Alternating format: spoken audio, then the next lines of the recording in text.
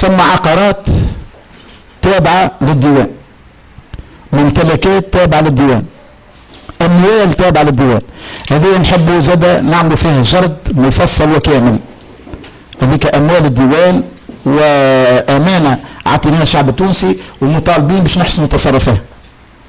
أنا لاحظت اللي في كثير من المؤسسات نتاع النقل تلقى ما عندهمش جرد كامل للعقارات وللمنقولات، وفي بعض الأحيان وكان تسألوا هذيك عند شكون ولا شكون قاعد يتصرف فيها مش ديما نجم يجاوبك.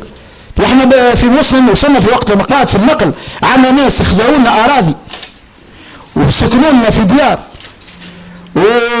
واستعملوا ممتلكات نتاعنا ومتواصلين وما كلمنا حد. كأنه لا ثم لا سلطة لا دولة لا وزارة لا حد شيء. احنا نحب نضبط الأمور هذه بدقة